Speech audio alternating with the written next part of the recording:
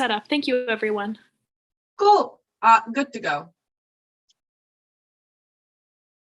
You are muted. Yeah, sorry. I said just give me one moment and I'll get started. Yeah, all good. I personally don't like the background. Okay. All right. I'm going to start time now.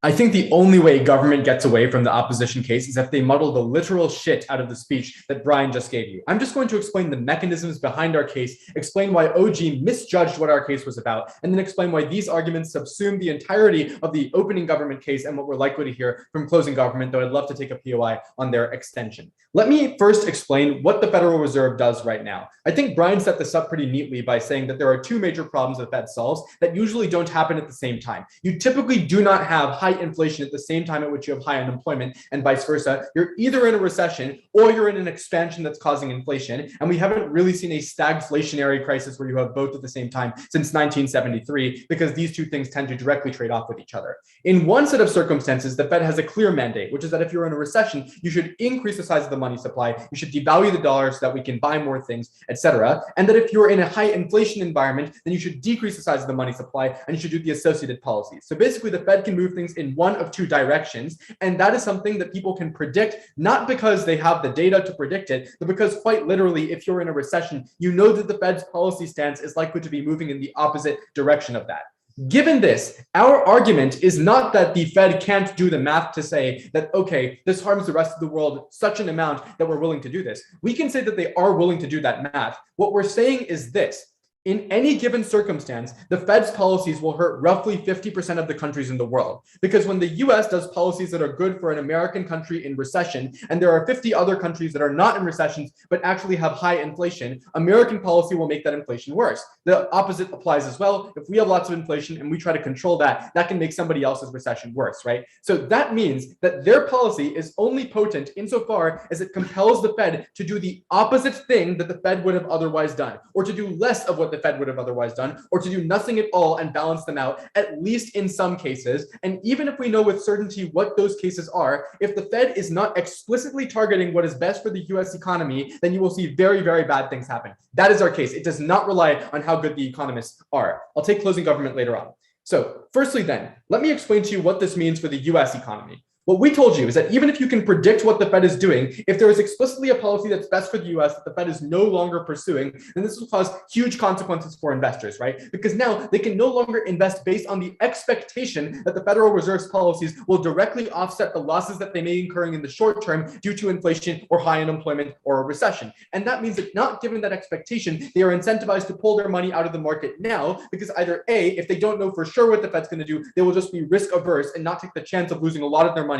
Or B, even if they know what the Fed is going to do, if that thing is not what's best for their investment returns, they are better off pulling that money out of the market. The sole response we got to this from the Deputy Prime Minister is that, well, if the dollar is devaluing, then the real value of the company you're investing in is still there, so you want to keep your investment in. That is not the case. The reason why investors do pull money out of the market during recessions until the Fed steps in, or unless the Fed is likely to step in, is because typically the dollar doesn't devalue in a vacuum. The dollar is devaluing because of an expectation that the economy as a whole is having a real problem, right? That companies as a whole are having high unemployment, are not producing enough goods. And that expectation means that you should not invest in a company for which the real value is going down. When the Fed lowers interest rates to offset that, it sends a signal to investors that these companies will now be able to borrow money at low interest rates and invest that money into hiring new workers, getting new factories, getting new technology, and all of that changes the expectations of the future success of those companies, which is what incentivizes you to keep your money in. This is the reason why the Federal Reserve's policy mechanism works. When you get rid of that, recessions become depressions because those recessions snowball, and inflation turns into twice the inflation, which then means that when the Fed eventually does have to do something about that inflation, they have to use twice as hard a hammer in order to get that inflation down, and that often creates unintended consequences of bringing about a recession, as it did, for example, in the 1990s and the 1970s. So the consequence is that you get more recessions in the United States. Brian gives you the weighing for this argument that kills the opening government team, which is that the impact of the US economy as a whole on the developing world is greater than the impact of US monetary policy, which is what they have to talk about, impact on the developing world. The Fed on their side can try to reduce the impact of US monetary policy on the developing world, but it will come at the cost of the US economy as a whole, and that will come at the cost of the economic health of developing countries as a whole.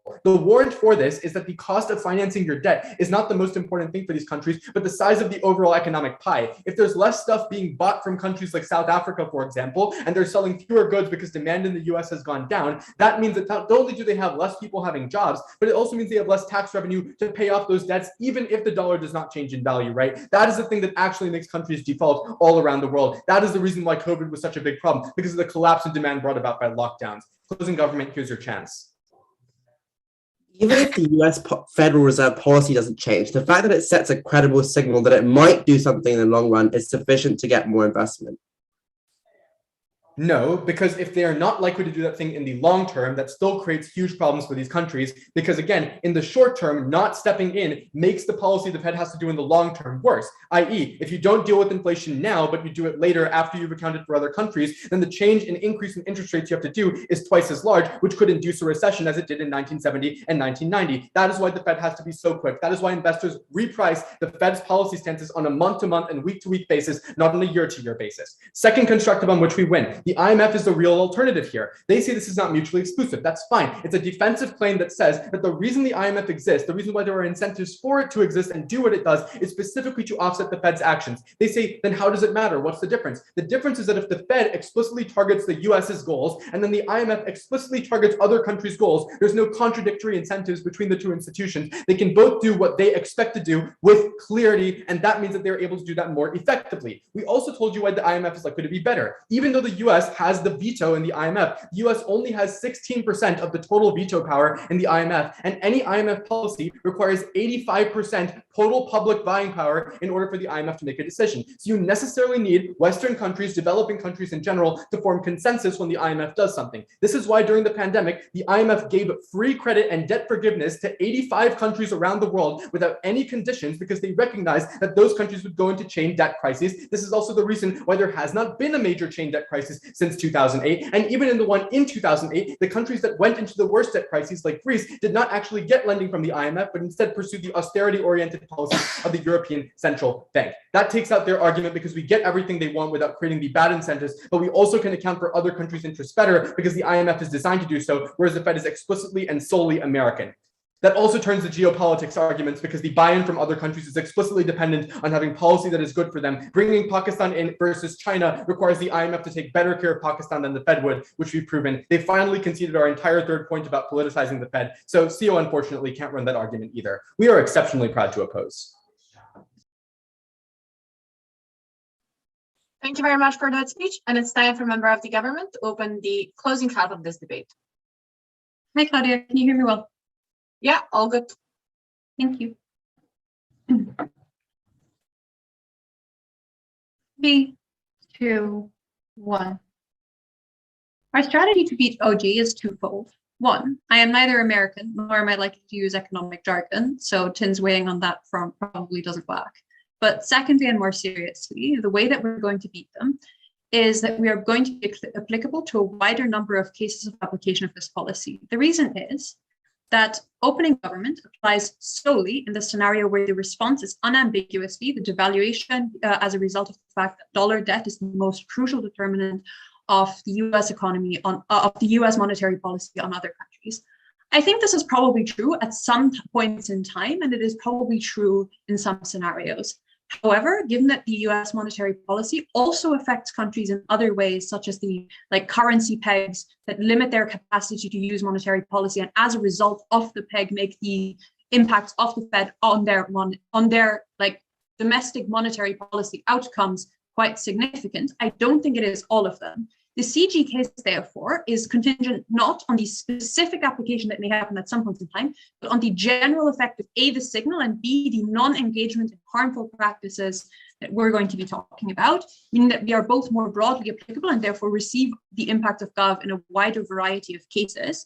But secondly, also prove those cases more directly and prove why crises are not only more easy to resolve in terms of paying back your debt in those scenarios where it is applicable, but also why we are less likely to wind up in them in the first place, meaning that we are with regard to paying back debt logically prior to opening government, but also presumably achieve a larger impact insofar as the marginal improvement of a crisis is a smaller impact than its entire avoidance as a result of better investment practices.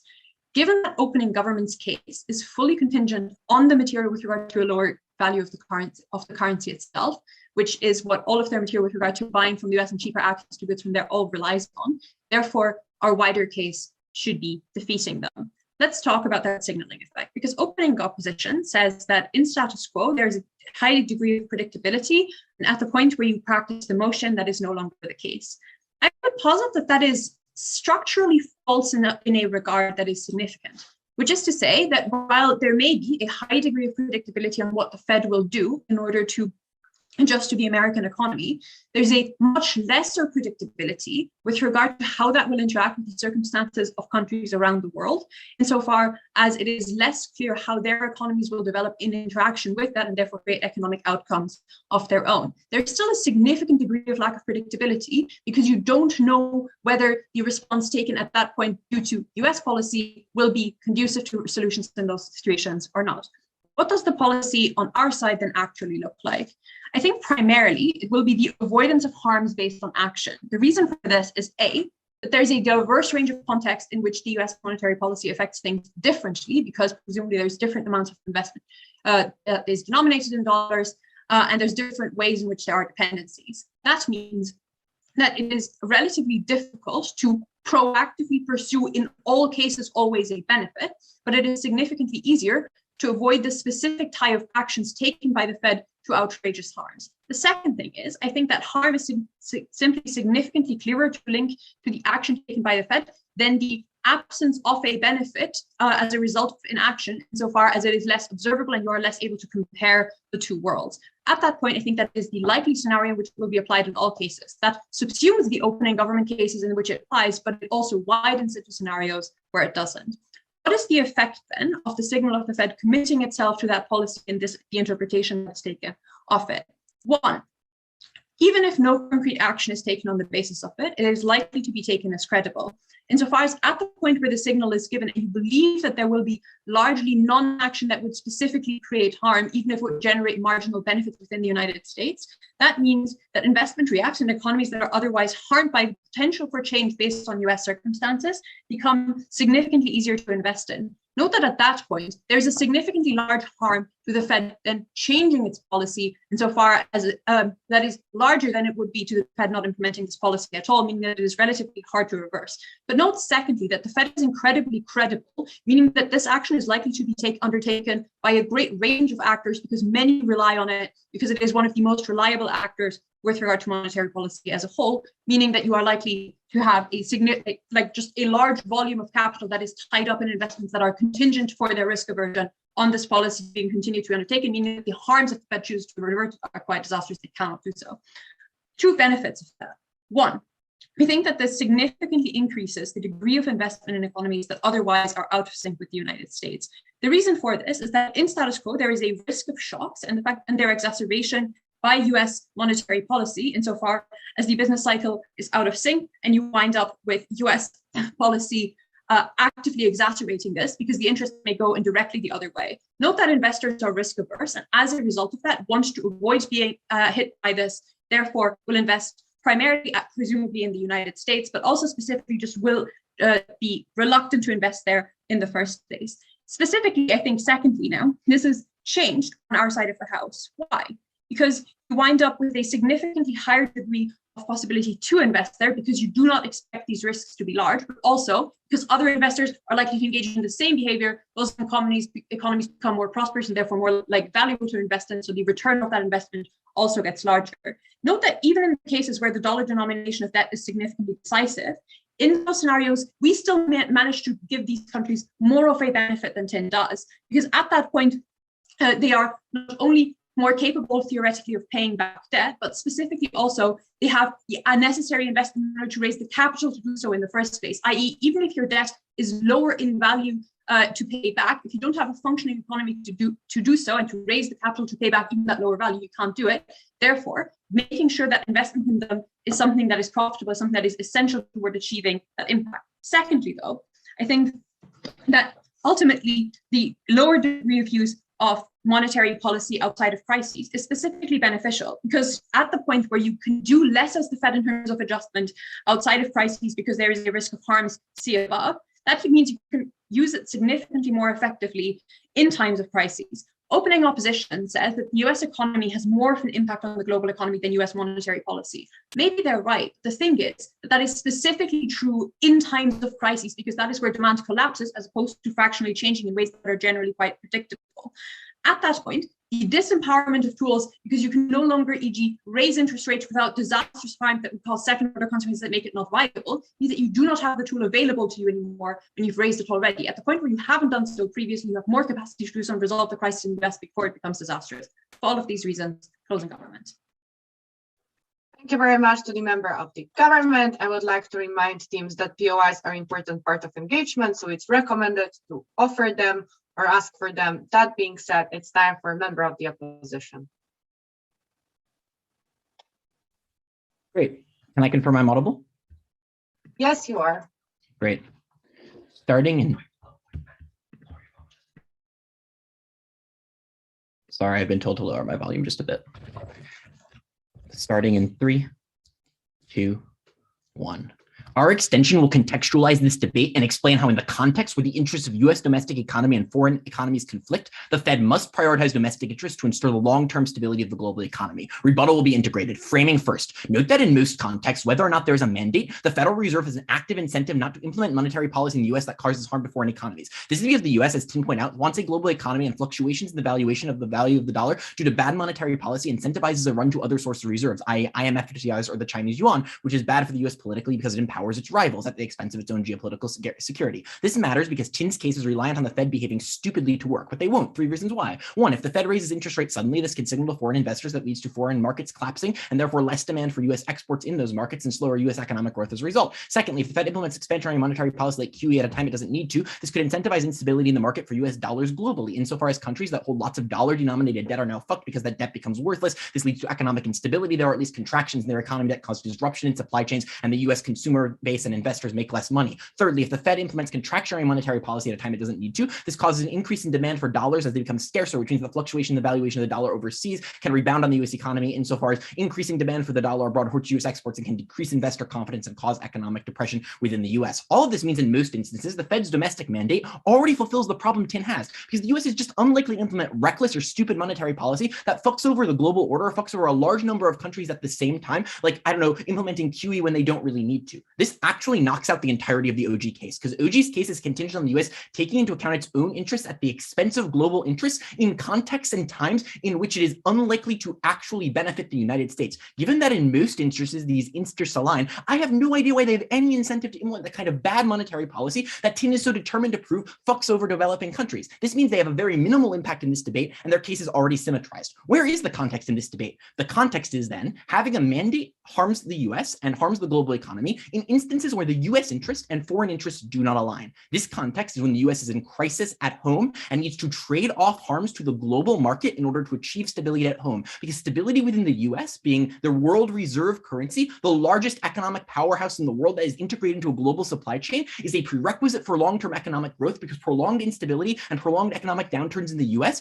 mean that the US is significantly less able to consume goods, export goods, and revitalize the global economy. Our claim is you hobble that crisis response and induce long-term depression. Why is this true? Firstly, in the aftermath of a crisis, the Fed needs to print money through programs like QE or quantitative easing. The way this works is they buy junk bonds with the new money they print with which enters the economy. This gives more people money who can now afford it because it increases the money supply in the economy, which they can spend out local shops. That induces economic growth, so people spending more revitalize the economy by giving those local shops and Main Street more money. Note that this policy can have bad effects on other countries. Any country that holds a lot of US dollar denominated debt is probably harmed by this, because it's now a lot easier for debtors to pay back loans and it devalues the debt that they're holding. But note the US needs to do this because the alternative to the US economy doesn't grow, because in the absence of more money, there's less stimulation of the economy. Secondly, after crises, the Fed has to lower rates in order to make the cost of borrowing money lower to the US consumer market in order to stimulate lending. When you lower interest rates, this makes the cost of borrowing money from banks lower, which means that banks will induce to lend more because they make less money on each loan. This means they're more likely to lend to small businesses and lend to customers that are more diverse in nature, rather than big banks are engaging in things like share buybacks, which stimulates the economy further by putting money into the hands hands of people who need it in order to undertake business ventures,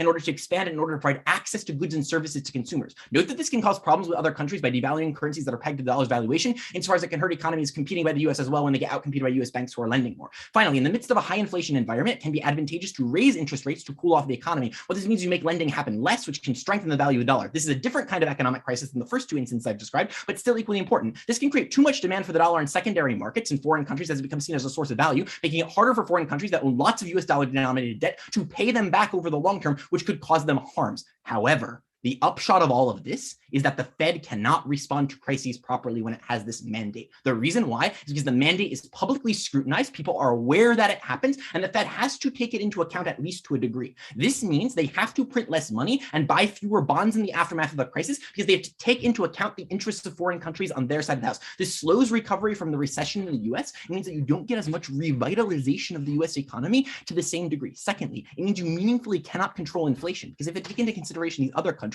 means that economic recovery from the crisis in the US is slower. Thirdly, the Fed has to pick winners among foreign countries. This is because expansionary monetary policy is very good for US exports, and export-based countries whose currencies are pegged to the dollar, generally because the countries are now cheaper on global markets. It's also very bad for manufacturing economies that are dollarized. When the Fed has to choose winners as part of its mandate, because note it can't choose all of them, you induce political instability abroad as countries cut diplomatic ties. This incentivizes a run to the middle in terms of policy because the Fed doesn't want to cause this polarization abroad. The reason why this is comparative is because now these countries can point to the Fed failing at its mandate to increase anti-US sentiment within their populations. This is how you get a reversion of trade deals pulling out that hobbles the US economic recovery further. I want to explain before I go on and finally unpack this claim how this flips the CG, because the CG says this signals to investor stability happens. But note that insofar as now investors have to take into account one more variable, which is the Fed taking into account other countries. They don't know which countries, export-based or import-based, the Fed will choose, and they don't know whether or not this means you get less money in the money supply in response to the crises or less quick response to rising inflation. Bad things happen because economic uncertainty decreases investment rather than increases it, and adding one more layer of uncertainty that countries can point to the Fed failing its mandate and cause economic crisis induces less lending, which also layers up our impact again because it means you get even less great crisis response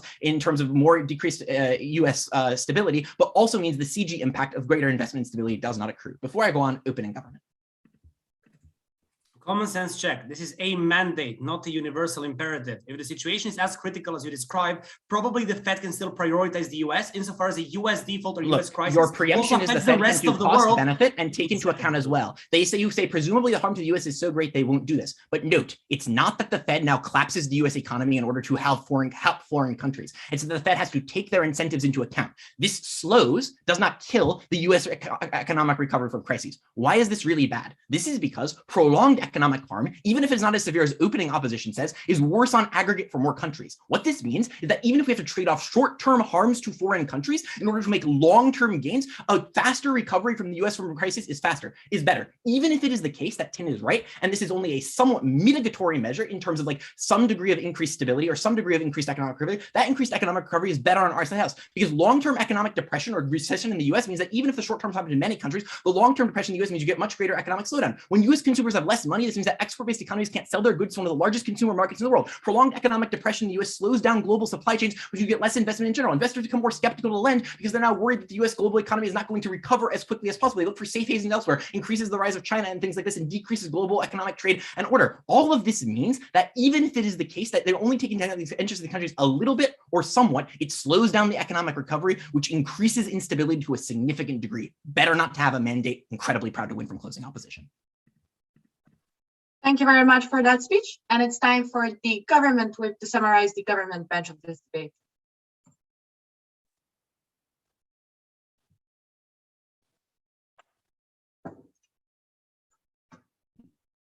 Give me a few secs. People have spoken fast and I have many papers. Yeah. Sure, and you are audible. Cool. I'll take POIs exclusively in the chat, please. Okay. Oh. Wait.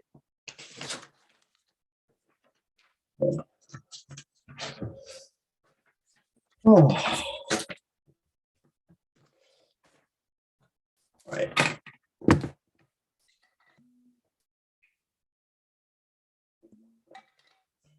Okay, and let me just get my timer.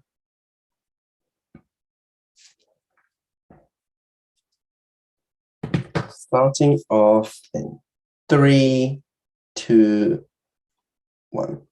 I think if there's one thing my degree has taught me, it's that the world economy is a deeply complex system that no one fully understands. And the way people operate in that complex system with massive uncertainty is to just trust credible sources and go along with what they do. There is no source that is more credible than the Fed. And I would posit that the moment that the Fed says it actually cares about other countries, that means that those countries' economies will massively improve.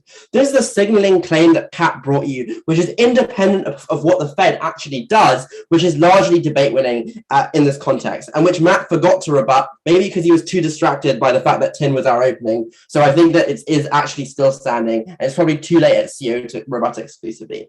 I'm going to weigh that claim against opening government and then respond to opposition bench. So I think insofar as we prove that the signal that the Fed sends now means that people have much more faith in these countries' economies, we thereby get all of these sorts of investment that we want.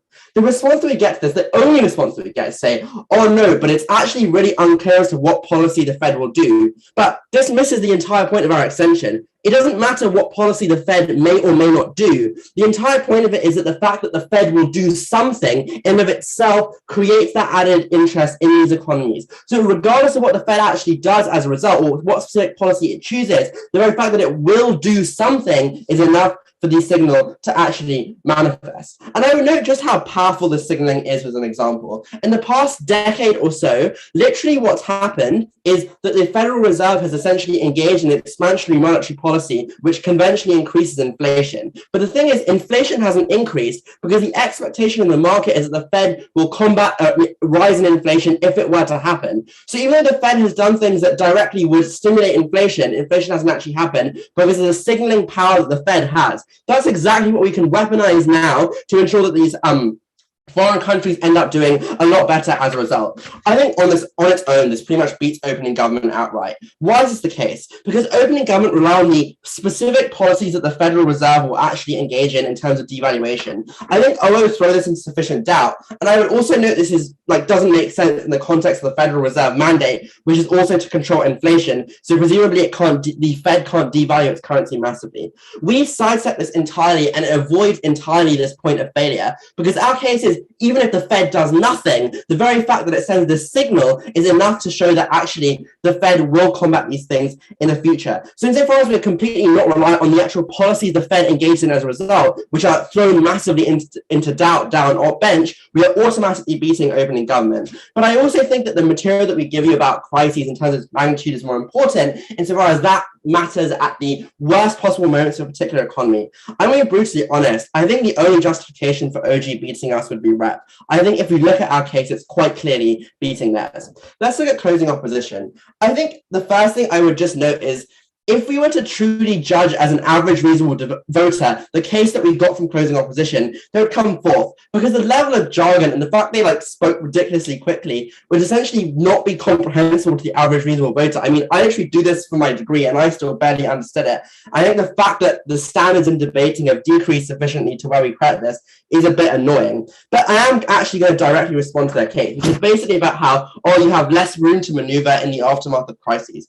I think there are a few problems with this. Firstly, I think that just generally the global markets benefit from having a strong US. That's the point at which the US economy is strong, that again creates more confidence in the market and will lead to broader investment that spreads outwards into other countries. The proof of this is literally closing opposition's rebuttal to opening government. Because insofar as CO say that the Federal Reserve already has an implicit incentive to care about other countries and its policies already generally help other countries, it's really unclear to me as to why suddenly Federal Reserve trying to help the US economy would suddenly massively harm these other countries overall. Secondly, as has been pointed out repeatedly, I think that the Federal Reserve still maintains a mandate to actually help the US in some cases, and this can outweigh the sorts of things that they talk about. But lastly, and very importantly, there are other mechanisms that the Federal Reserve and the US government has to combat things in times of crises. The Federal Reserve can do things that, like unconventional monetary policy, things like forward guidance, for example, which don't necessarily affect other countries. It's just directly impacting the inflation that exists in the US.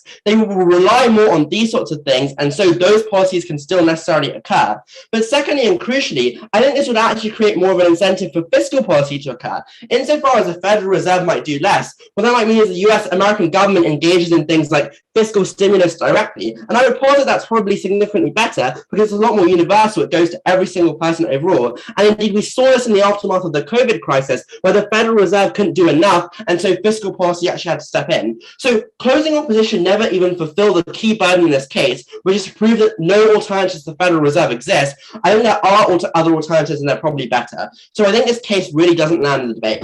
Before I talk about opening opposition, yes, POI. Your case on Fed credibility is the exact reason why this will also collapse investment in the US and deepen American crises, right? That relies on the same link. Why not just have a separate institution that's already credibly held? Oh, is it, yeah, the IMF comparative. Okay, I'm going to get onto that. Right. Okay, on opening opposition, what they say firstly is that the Fed can't work this out. Again, I think that the signaling case sidestepped this. I think the strong case which they say and which closing opposition repeat essentially is this idea that decisions to end up taking more time. I don't think this works, partly because the Federal Reserve has other levers to deal with this, as I mentioned previously, in terms of unconventional monetary policy. But secondly, guys, this is the most competent central bank in the world. I reckon they have enough economists to deal with two different things at once, come up with a report, have a meeting to decide which one has more priority. Like, gut check this. This case doesn't make sense. The final thing they talk about is the IMF as an alternative. And here is where I want to note the contradiction that lies at the heart of the opening opposition case. Because they say the IMF is good because it's democratically accountable and it's somewhat political. But then they say that actually this motion is bad because this will mean that the Fed becomes politicized, i.e. democratically accountable. That doesn't make sense, right? Both of those things can't be true. And I posit that the fact that the IMF is subject to political constraints makes it massively less efficacious as a model. Because if it's true that the IMF depends on political factors as a result and what democratic people want, I think that's actually bad. Because the main thing that an economic institution relies upon is not being independent from what people want. Because the reality is most people don't understand the economy. They just want to go on and live their lives. So I'm not sure why it's democratic accountability in the IMF is a good thing. I think their own case implies that it probably isn't. But secondly, I think the IMF is purely a remedial solution, i.e. it only occurs in the aftermath of a crisis. The Fed doing this creates a signal that prevents those crises in the first place. And insofar as we prevent that harm, we probably weigh this as more important than alleviating the harm, which is their best case. For all these reasons, for the fact that we proved that the signal is the main thing, proud to stand in closing government. Thank you very much for that speech. And it's time to summarize the debate as a whole by opposition vote.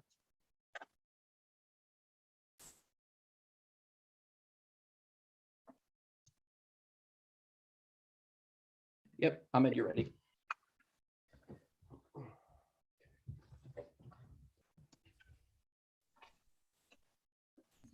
Am I audible?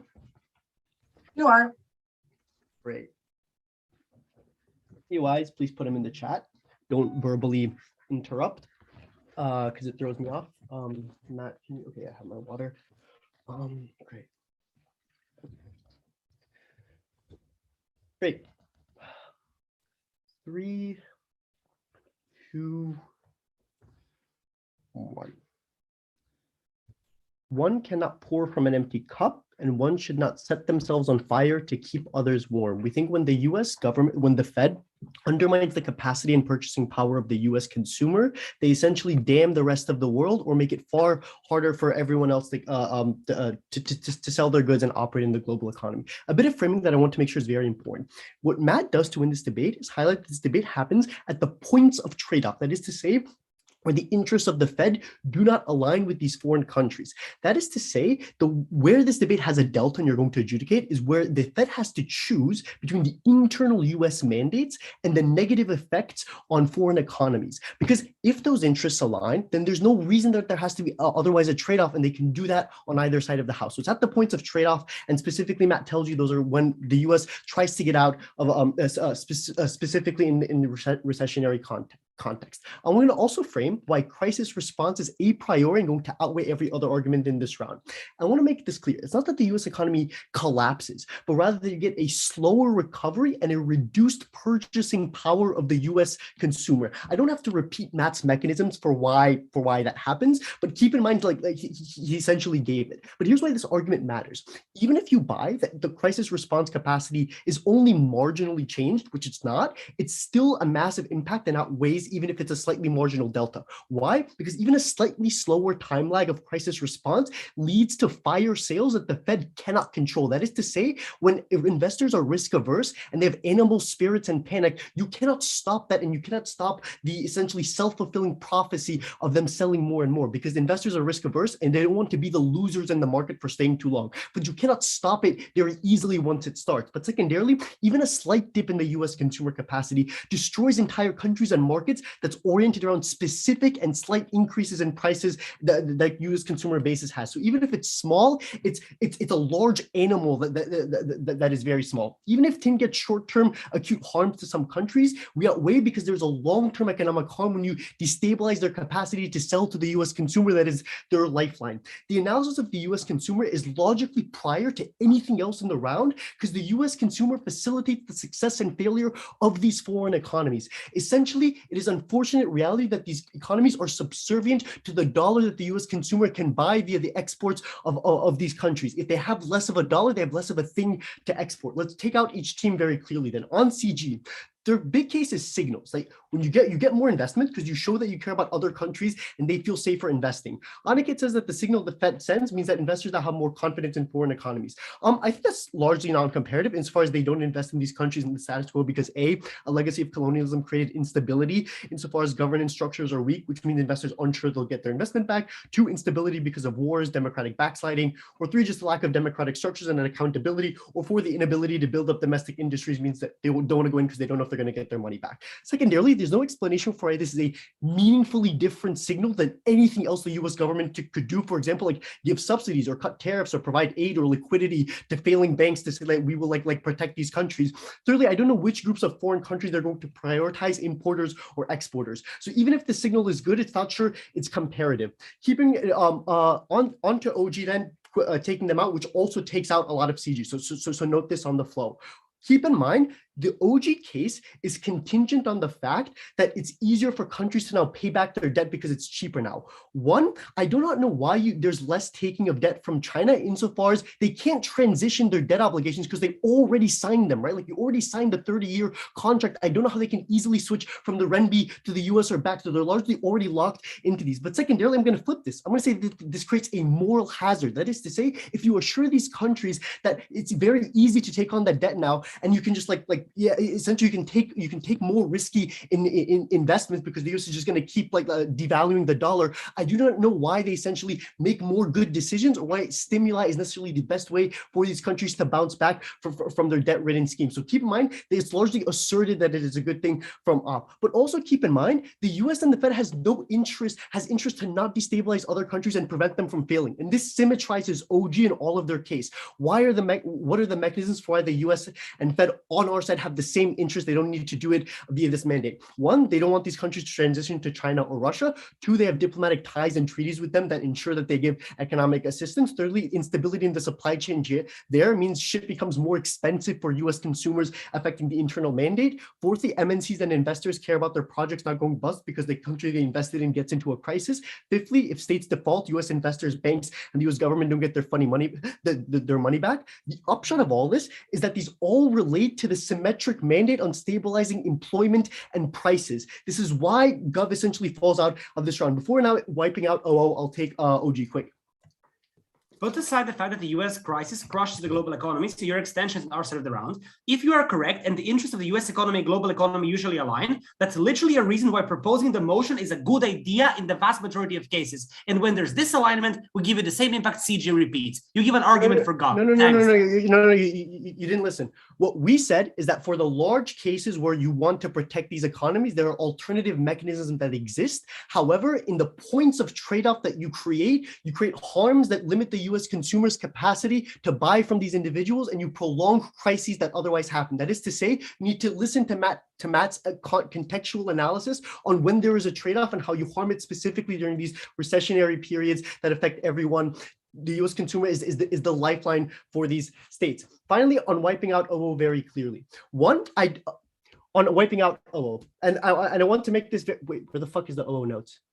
Yeah, their case presumes that the Fed cannot have consistent business cycles and planning because the Fed can only do one of two things. 5 reasons we outweigh. One, there's no explanation for why the Fed can't have consistent rates based on different cycles or announced long-term plans. It just asserted they don't. Secondarily, they don't quantify how much more uncertainty is created because they probably won't just cut interest rates by 5% 1 month randomly to save Ecuadorian bananas. They're not necessarily wrong, but their impact relies on a mechanism that I do not know how much really changes. C, they take Gov at their absolute worst, that the Fed is incredibly going to create uncertain business cycles or make it incredibly hard for investors to invest. Fourthly, they don't explain why the Fed can't operate within the margins of one of those two things. So yes, they can either take money out or put it in, but there are degrees in this policy. They can cut interest rates, but they can cut it a little bit more than the alternative. Fifthly, I don't know why the Fed's policies are necessarily a tipping point on signaling to investors. They never explained it. And finally, they ignore OG's claim for why there's a trend to printing more money means there's some clarity. The reason why we win is because it's about the structure of deprioritizing mandates, of empowering US consumers. That is to say that if you want to prevent the global economy from getting into important recessions, if you want to create stability within the global economy, you do not pour from an empty cup. Never been prouder to oppose. I'll see you all in the finals. Thank you very much for that speech, and thank you to all of the speakers for this great semifinal. Now